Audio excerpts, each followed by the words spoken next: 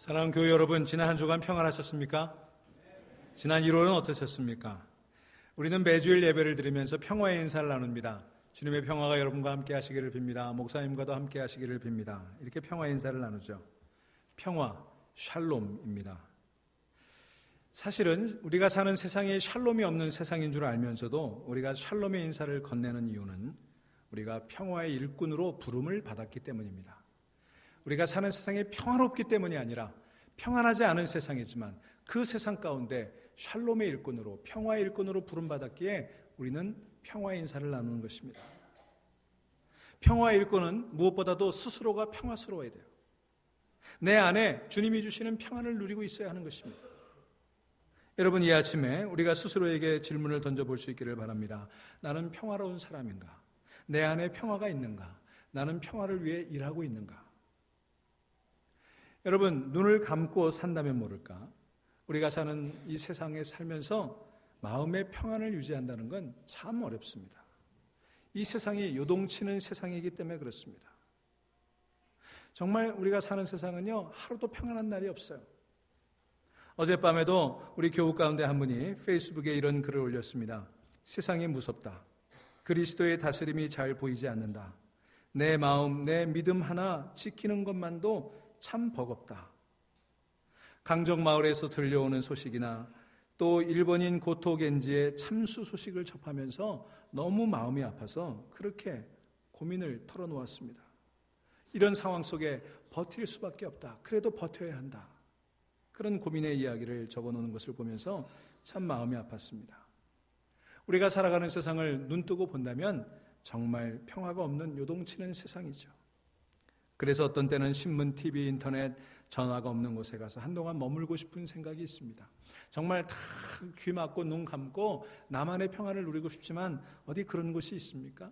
우리가 거기 가서 얼마나 지낼 수 있을까요?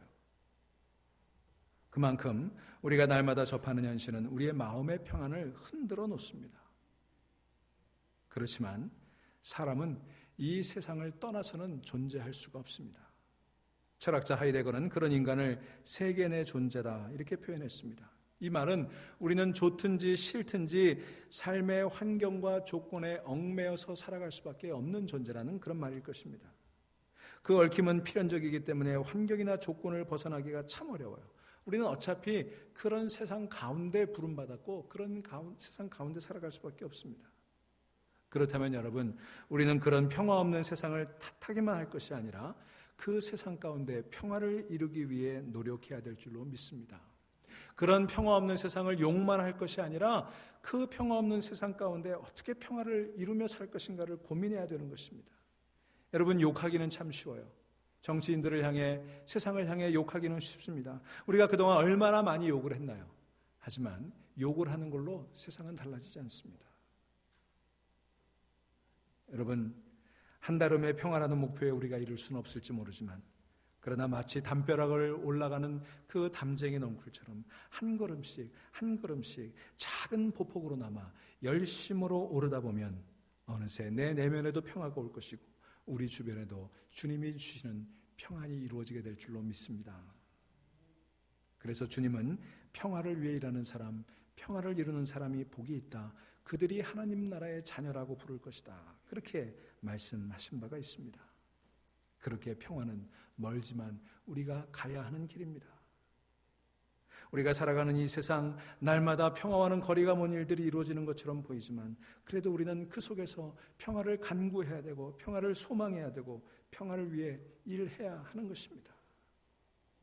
케네디 대통령이 전쟁이 인류를 종식시키기 전에 인류가 전쟁을 종식시켜야 한다라고 말한 바가 있습니다만 정말 평화는 멀고 먼 길이라도 우리가 그 평화를 위해 일하지 않으면 전쟁이 그리고 갈등이 우리를 종식시켜 버릴 것입니다. 자유의 나무는 피를 먹고 자란다는 말, 예나 지금이나 두루 적용이 되는 말인 것 같습니다. 그 자유가 무엇이기에, 그 평화가 무엇이기에 사람들은 죽음의 위협을 무릅쓰고 거기로 달려가는 걸까? 여러분, 우리는 그 일을 위해 부름받은 평화의 일꾼들임을 믿으시기를 바랍니다. 우리는 다 순한 백성들이지요. 그러나 순한 백성들은 마치 풀과 같아서 바람이 불면 바람보다 먼저 몸을 눕히지만 그러나 바람보다 먼저 일어나기도 하는 것입니다.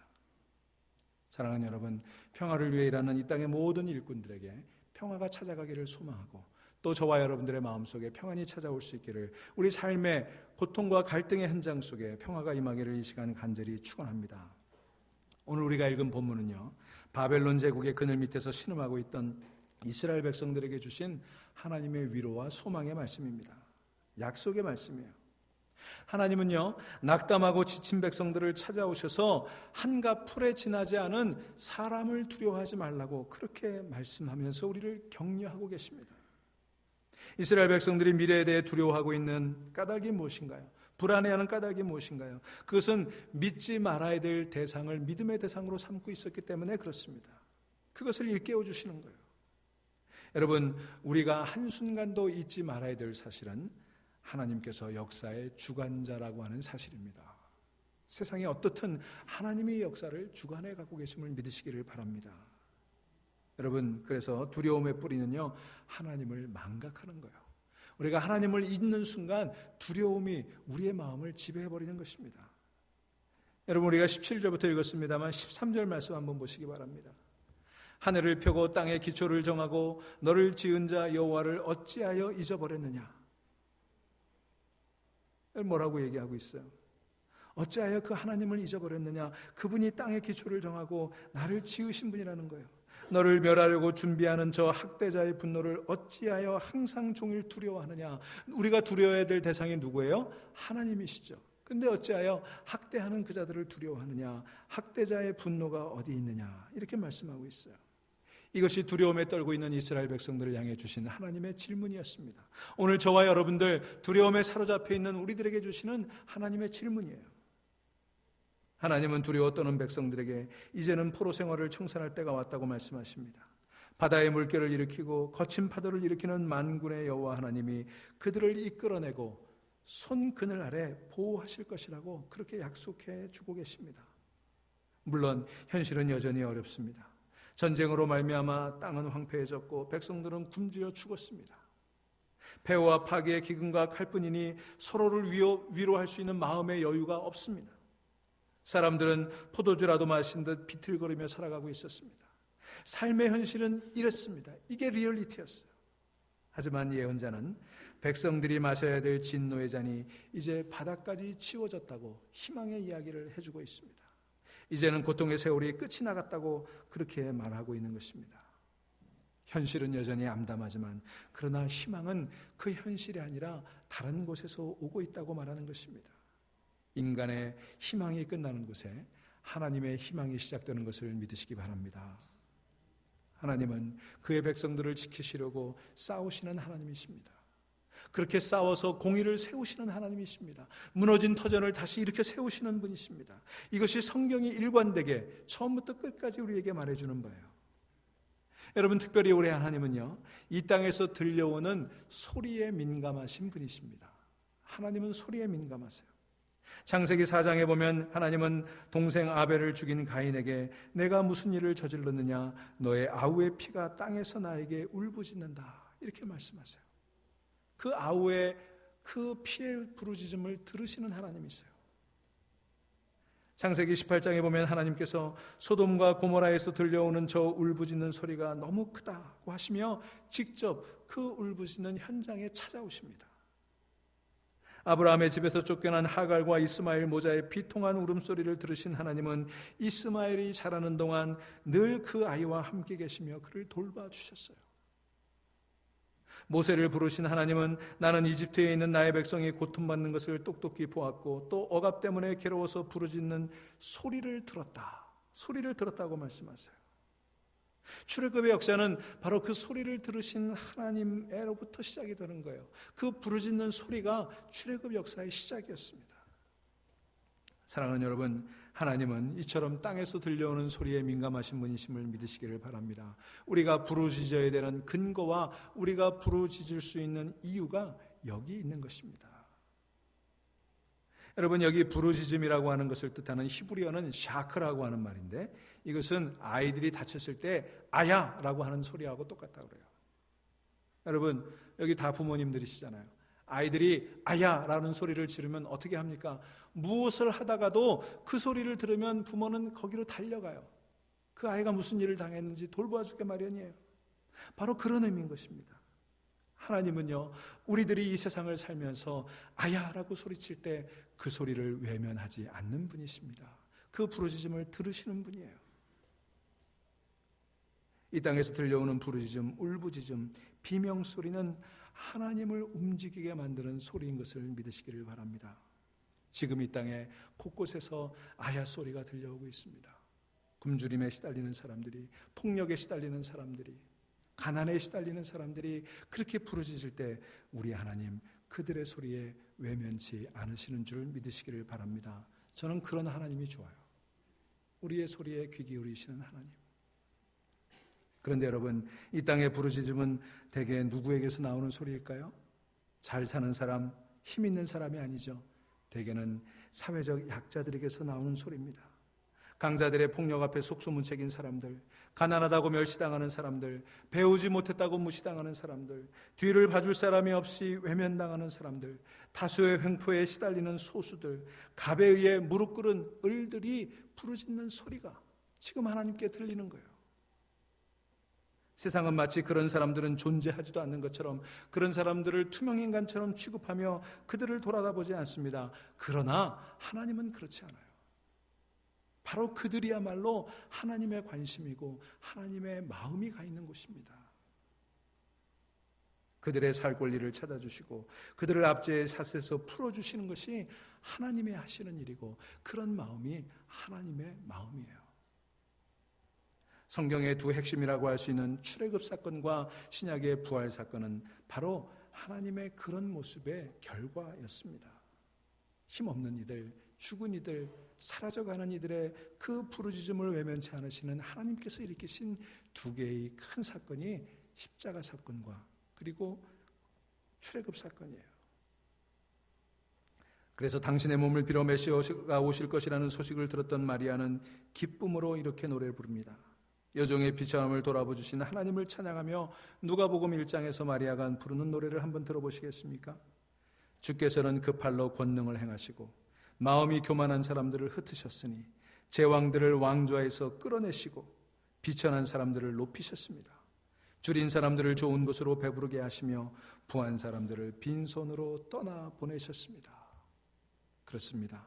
하나님은 땅의 사람들을 위로하시고 그들을 북돋으시는 분이십니다.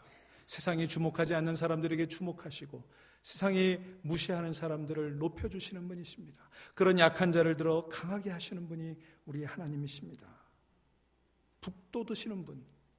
여러분, 저는 이 북돋은다라고 하는 말을 한번 이 아침에 기억해 보고자 합니다. 여러분, 이 단어가 우리 하나님의 이미지와 많이 닮았어요. 여러분, 북돋는다고 하는 말이 무슨 뜻인 줄 아세요? 여기 북돋은다고 하는 말에 북이라고 하는 말은요, 사전에 찾아보면 세 가지 뜻이 있어요. 크게. 뭐죠? 북, 뭐예요? 둥둥 치는 북이 있죠. 두 번째는 뭡니까? 동서남북의 북이 있죠. 그런데 표준 국어 대사전에 이 두 가지보다 맨 앞에 나와 있는 의미가 있어요. 우리말에 북이라고 하는 단어는요, 식물의 뿌리를 에워싸고 있는 흙을 일컫는 말입니다. 식물이 심어져 있을 때 그 뿌리를 둘러싸고 있는 흙이 북이에요. 여러분, 그 흙이 쏠려 내려가고 그 흙을 제대로 덮어주지 않으면 뿌리가 제대로 뿌리 내릴 수 없습니다. 가물거나 비바람이 불면 뽑혀지게 됩니다. 바로 그 식물의 뿌리를 에워싸고 있는 그 흙을, 호미로 흙을 모아서 그 뿌리가 드러나지 않도록 해주는 일이 북돋운다는 뜻이에요. 여러분, 하나님은요, 우리 뿌리 없는 인생들을 북돋으시는 분이신 줄 믿으시기를 바랍니다. 하나님은 당신의 사랑으로 사람들을 북돋아 주십니다. 마음 시린 사람들의 마음을 당신의 사랑으로 어루만져 주시고 위로해 주십니다.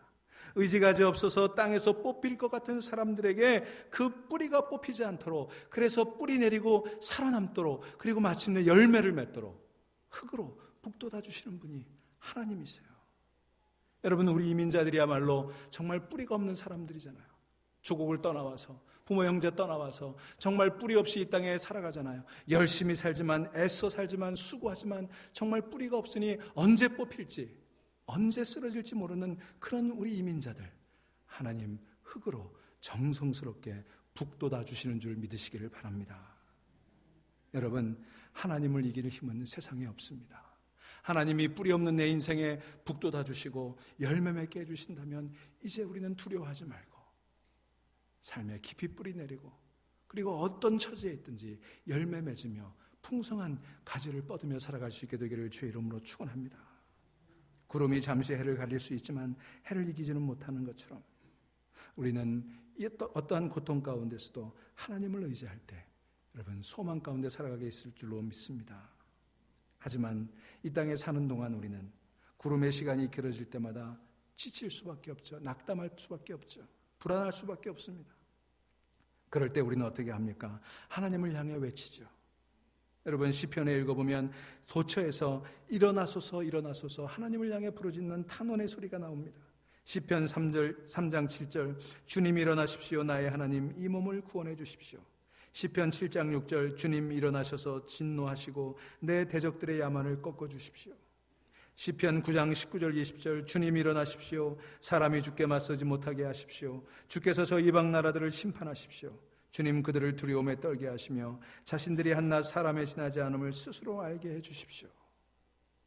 이렇게 이스라엘 백성들은 하나님을 향해 일어나라고, 하나님 일어나 주십사고 그렇게 탄식했습니다. 그런데 여러분, 하나님은요 그런 우리들을 향해 오늘 본문 17절에서 이렇게 말씀하십니다.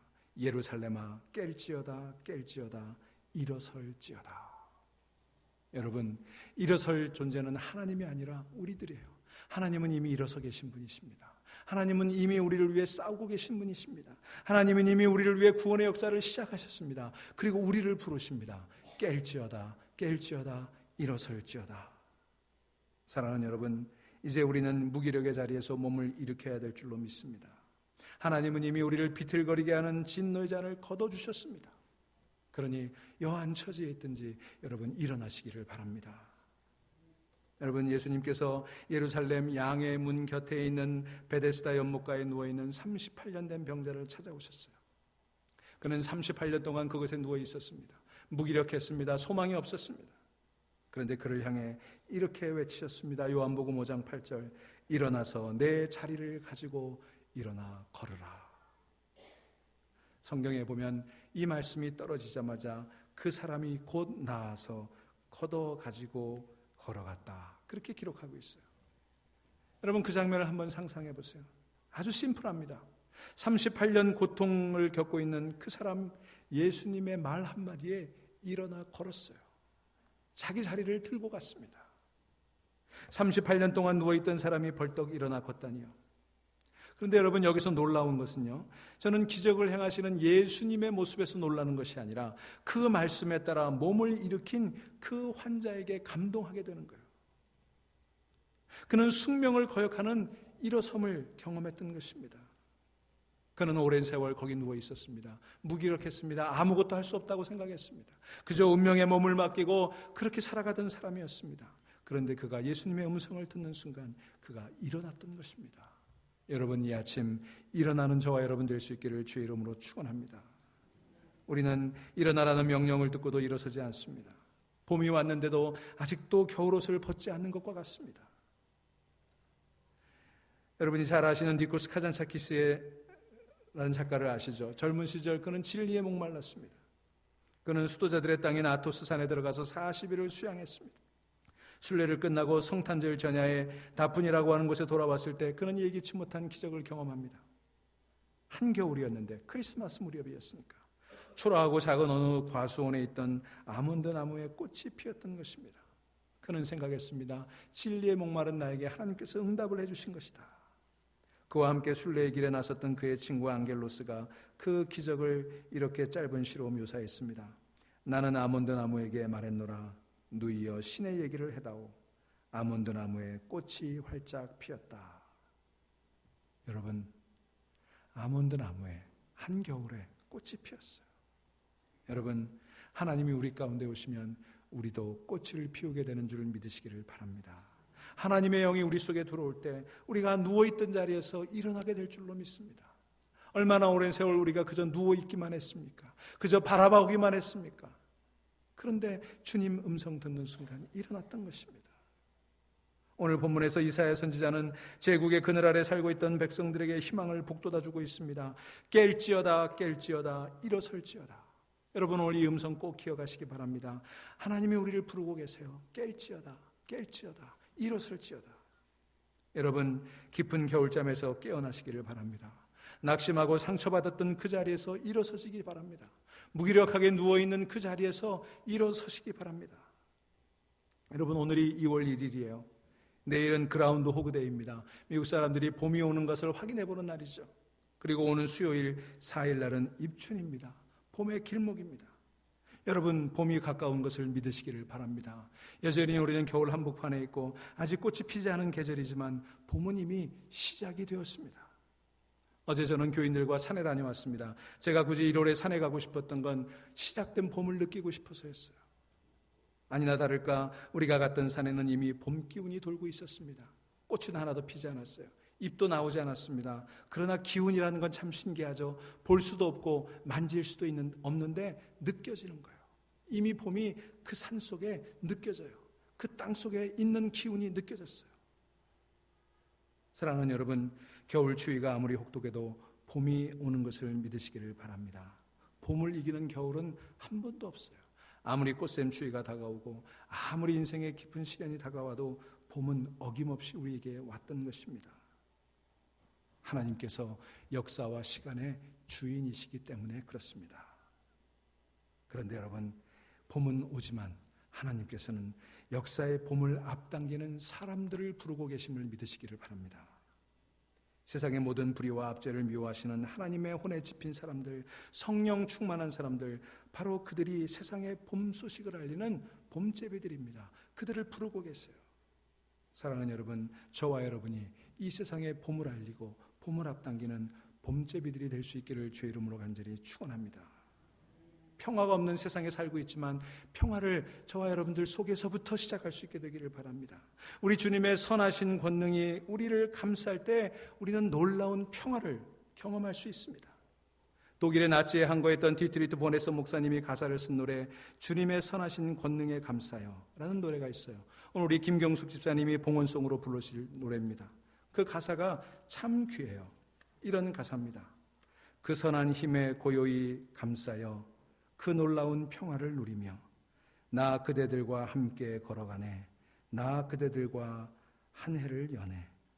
그 선한 힘이 우리를 감싸시니 그 어떤 일에도 희망 가득 주 언제나 우리와 함께 계셔 하루 또 하루가 늘 새로워 촛불 밝고 따스히 타올라 우리의 이름 살라버리네. 어두움 살라버리네. 다시 하나가 되어 되게 이끄소서. 당신의 빛이 빛나는 이 밤 그 선한 힘이 우리를 감싸시니 그 어떤 일에도 희망 가득 주 언제나 우리와 함께 계셔 하루 또 하루가 늘 새로워. 여러분, 주님의 선한 권능이 여러분을 감싸셔서 우리가 이제까지 누리지 못했던 평안을 내 안에서 누리고 그 평안을 세상에 전할 수 있게 되기를 간절히 바랍니다. 주님의 이 평화가 흑백 갈등으로 어려움을 겪고 있는 미주리 퍼거슨과 온 미국 땅에 번지기를 소망합니다. 주님의 이 평화가 테러로 얼룩진 프랑스에도 함께하기를 빕니다. 주님의 이 평화가 고토겐지의 참수로 인해 충격을 받은 우리 일본 이웃들에게도 함께하기를 빕니다. 주님의 평화가 극단주의 아이시스로 인해 어두운 그림자가 져 있는 아랍 국가들에게도 함께하기를 빕니다. 주님의 평화가 평화의 섬 제주 강정마을에도 함께하기를 빕니다.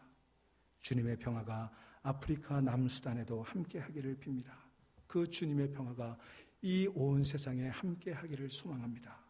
그리고 무엇보다도 나와 여러분들의 마음속에서부터 이 평안이 누려지고 이 평안의 소식이 봄 소식이 되어 온 세상에 전해지기를 간절히 소망합니다.